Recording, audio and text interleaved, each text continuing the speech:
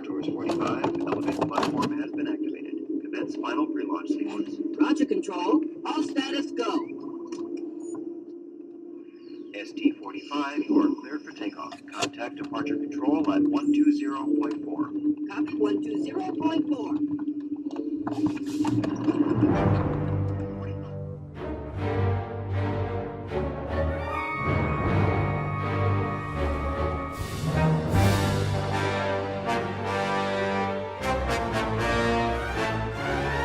Why, hello folks, Denobi2 here. Thank you for joining me once again on another visual tour.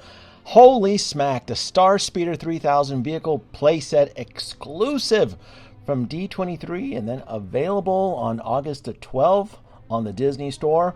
And I will confess, I had this thing in my cart. It said sold out 3 times. 4th time was the charm, and it was able to be added to my cart, and I checked out. And I thank the profits that I'm able to review this and own it. I didn't buy this to flip it or anything. In fact, one of my early videos on the channel was the actual Starspeeder 1000, which is the orange version of this one when they retired this attraction.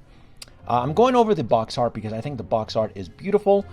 And if anything, for archival purposes, I'm going to be throwing this box away. I just don't have the space. And I think it's such a beautiful box. They put a lot of vintage theme into it.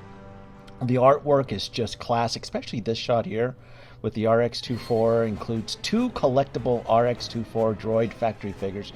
That 80s nostalgia Star Trek. God, I get goosebumps. I love this. I love this. My first time boarding this ride was and I remember it was 1992. It was the first time we had been to Disney MGM Studios. At the time, it was called MGM Studios.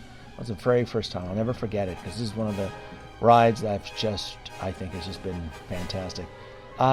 Look at this. So this vehicle gives off a lot of Hasbro vibes. I know it's made by the Disney store, and I know they have their own toy division, but I will confess, though, this vehicle really does give off a lot of that Hasbro playset vibe. I just wanted to show you the batteries. I think it's very generous of them to include 2 USB-C cables, actually, so that you can power this bad boy up. So that's fantastic. So it's no need to use batteries. The fact that it requires 6 AA batteries, it's wild in itself. So I'm being careful taking the vehicle out of the box. I'm like, I still have the box in the bathroom, but there's just no way. I really want to keep this box. I think it's beautiful. But as a toy reviewer, I just don't have the space. This is clearly the exclusive RX figure in that box there, and then this feels like the base, the illuminated base from what I saw, and then this is more tchotchke and the acrylic armatures that you would put on this base. I think this base is fantastic. This looks beautiful. It glows blue hue. You can see the 2 USB-C ports on there, and the sticker gives you instructions on how to align the clear support arms on there. This sticker is one of those stickers that if you don't use a hot air gun, it's going to leave peeling all over the place. So it's crazy that I always have this damn thing plugged in because I shit you not, folks, I'm always using this damn thing. This hot air gun is the best thing. Look at that. Yeah, if you don't have the air gun, it's going to leave all that sticker peeling all over the place, and it's just going to piss you off because this is a collectible. There's the packet with the 2 USB cords and the RX Droid control panel on there, which I actually kind of forget to install, but I think halfway in the video I do remember to install that control panel. There is stickers. I think they're very pretty. But I will not be applying this. Overall, I think the vehicle paint scheme and application looks fantastic. I don't want to ruin it with stickers that are just going to end up leaving residual and peeling throughout the years because this baby's with me forever. The RX-24, this is it right here. This is the Grail piece here. It came very well packaged in that box, but my God, maybe it's the weather, maybe it's the heat. But the cart backing is warped. I'm like, well, there goes me grading this bad boy and flipping it on the secondary market. 1465 out of 3,000. Folks, don't kid yourself. I honestly do believe that they are keeping their promise to only 3,000 units. I know there's been heavily speculation that maybe that they'll make a cheaper economy version of the Starspeeder 3000. I don't think so. I do have a theory though, which I will share with you. Well, I'm struggling to assemble this display base here. I believe that because this is a Starspeeder 3000, that you will see this vehicle playset, but not as the 3000, but as the 1000. So it'll be the orange scheme, and instead of this beautiful RX Droid being included, you'll get a C3PO and R2D2. So that's my theory, and I want to say the percentage on that, since I do live in Vegas, is going to be high. I think I'm right on that. I think you'll see that. Now, this is your cheapo R2 from the Droid factory. You know, when you visit the Magic Kingdom, Disneyland, and you get to build your own R2 unit or the 3 3/4 inch scale, this is exactly it. So it's not, doesn't have that vintage series Hasbro appeal to it, which it's the same scale. So if you do want to upgrade your R2, which I think I am, you don't have to use that one that they include, but you can use one of the more premium ones from the vintage series. The blue glow hue does pop. There's a lot of light in my room right now, but in the darkness, it glows really, really nice and very, very pretty. One of the panels fell off, and it's just a service. It doesn't do anything. It's just more of a play action feature on here. If you wanted to play and you're servicing the Starspeeder, right? You can access that panel, and then right here too, it's just more prop exposed wiring. It doesn't do anything, but it's just a cool feature on there that they added on here. The front of the screen though is gorgeous. It's like a piano gloss black, very reflective. You can kind of see my hand on there. I thought that's nice. I'm like, oh, they kind of went out on this. Showing you the paint application. There's certain points as I'm seeing it now on the screen as I'm editing. I probably feel it could use a little bit more weathering. I think I will weather this a little bit more, give it that gritty Star Wars feel. Something that's wacky though is that these doors are on a mechanical hinge on the left side, and then on the right side it's pull and play, which is so weird. I wonder why they cheaped out on that. I wonder if it has something to do with the budget constraints of the vehicle. Like all of the techno features on the left side of the actual speeder, and then on the right side it's just like the poor man's version. Like the doors aren't on a mechanical hinge, you have to pull them. There's no interactive exposed panel to play with and so forth. I will say though, the paint application inside the seats, my God, it's goosebumps. It's like I'm there. It's like I'm there at the Magic Kingdom years ago. It's crazy. I got to ride this too before they switched it over to the Starspeeder 1000, and it's just warm, fuzzy feelings. This ride was dated though; it really needed to go. But it's wonderful that Disney's able to capture the attraction experience in this form factor, and I welcome it. Disney, if you want to recreate this theme park playset with other vehicles and attractions, say like the Indiana Jones ride or something else, maybe like a dune buggy, I would be down for it. Underneath, there is locking mechanisms for the landing struts, and mine felt stuck. There is that right there, what I was pointing to, is the USB-C plug-in. That's where you would supply power. And the instructions tell you, move the switch to unlock, and then you pull on the landing sled or the strut, and then once you pull it out all the way, then you have to lock it into place, or otherwise the strut will retract back into its original spot. So I had some difficulty. I did some cuts on there because I spent way too much time on this. I will say I'm going to keep it in its fully extended position. I don't want these legs back in. I think they look cool with it. The roof, heavy, compared to the original playset that was released back in 2011. I thought they went above and beyond. You can see little air vents, like a little airplane and such. And I'm going to start boarding the droids, and I'm going to play some sound cues for you folks. You can kind of hear what it sounds like, because they really did. The on and off button is right in front of the vehicle, and it's hidden underneath this access panel. I'm going to move the camera here so I can show you. And right there. And I thought I had read that the shield blast door would retract, but no, you just have to just pull it out. It just pops in and out. I thought for some reason I had read it kind of. And I'm going to add some, I'm going to play the video here for you. Hi there. I see they're loading our Navigator R2-D2, and then we'll be on our way. So sit back, relax, and enjoy the flight. Star Tours 45, elevator platform has been activated. Commence final pre-launch sequence. Roger, Control. All status, go. ST-45, you are cleared for takeoff. Contact departure control at 120.4. Copy 120.4. 45, you're going the wrong way. Stop immediately. Uh-oh. Wrong way. Brake. Brake. Where the brake?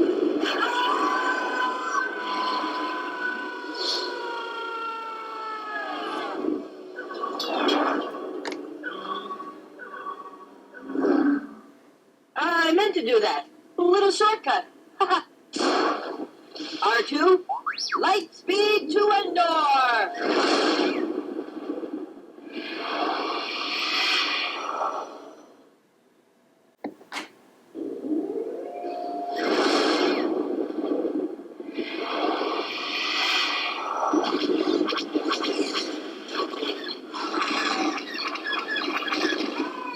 We've been hit! R2, get the stabilizer fixed! And hurry! We're losing altitude fast!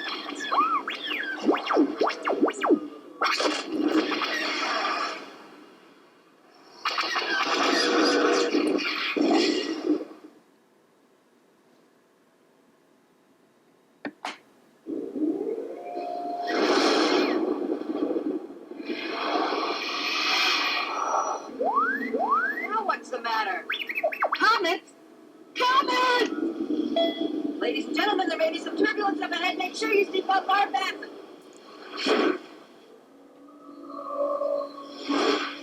I have a very bad feeling about this! Ah! Ah!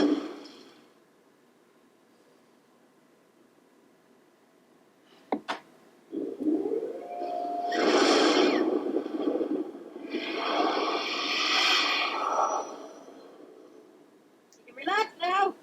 Everything's under control, and we'll be on our way to the Endor moon without any further delay. Oh no! We're caught in a tractor beam! Star Tours, what are you doing here?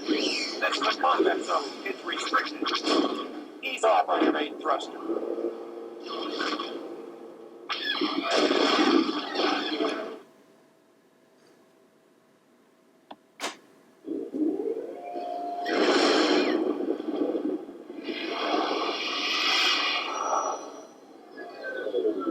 Red 24, Red 30, follow me. Okay! I've always wanted to do this! We're going in! Yeah!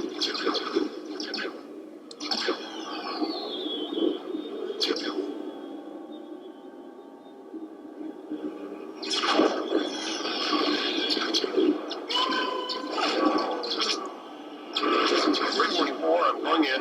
Cover me. Whoa!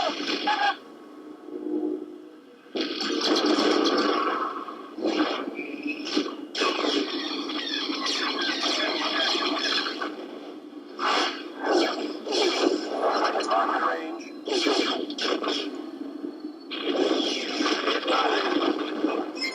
All ships, jump the light. Hang on back there! Light speed!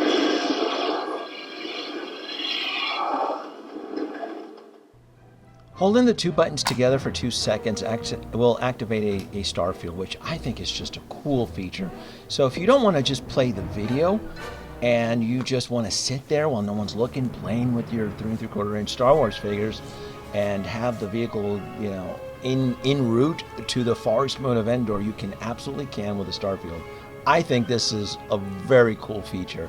And then you would hold the 2 buttons again down to deactivate it and so forth. I'm going to also play the video too from the exterior, and I'm going to add the actual control panel on here so you can see some of the interactive lights outside of the vehicle as well. SD45, you are cleared for takeoff. Contact departure control at 120.4. Copy 120.4. 45, you're going the wrong way. Stop immediately. Wrong way. Brake. Brake. Brake. I think at this point what is a little bit challenging for me personally is how I want to display this. Because it comes with a really cool light-up display, but I think it looks just as badass with the landing struts. And in complete darkness, it glows beautifully. Even though there's a little bit of light bleed, you can kind of see through the front and so forth as you're activating the laser blasters and the front disruptors, I guess, which is just wonderful. And this also lends, it gives me a reason to suspect why I think they're just going to reuse this mold for the Starspeeder 1000, the one with C3PO, which is orange. Because it has all the exact same features that one does, except it's just, is it an older model? Well, this is the 3000, and that's the 1000, so I'm assuming the orange version would be the newer model from this fleet of ships and such. So, you can kind of see the engine thrusters in the back, how they're interactive with the video, which I think is just a really, really cool feature. As I keep looking at this, I'm definitely going to do a little bit of weather and a little bit of dirtying just to make it look like it at one point did visit the farthest moon of Endor and such. As I'm just kind of flipping around doing in circles and stuff, I'm going to put it back on its base, and as we move forward, as a treat to you wonderful folks out there, I'm going to dig up my GoPro camera, and I'm going to give you some in-depth cockpit feel, like as a passenger, which I think they did such a great job. The fact that the lights are in sync with the video as the actual attraction, it gave me goosebumps when I was playing with this before I started filming. I'm like, man, this is really badass. So I did dig up some vintage series figures. You can kind of see who's on board, and I'm going to start the attraction now. Enjoy.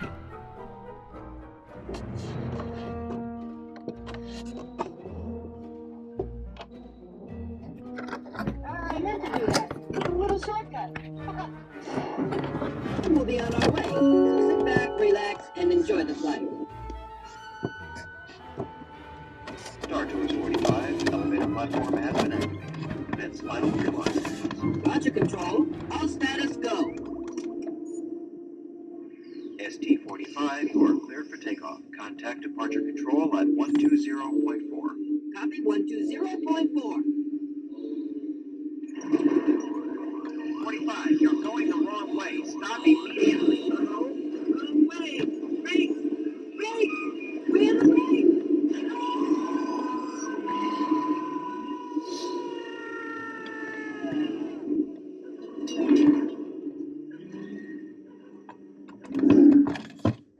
I meant to do that.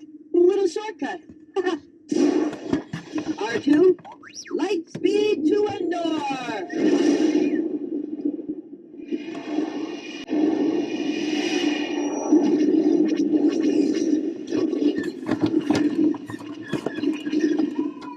We've been hit. R2, get the stabilizer fixed. And hurry. The laser's happened too fast.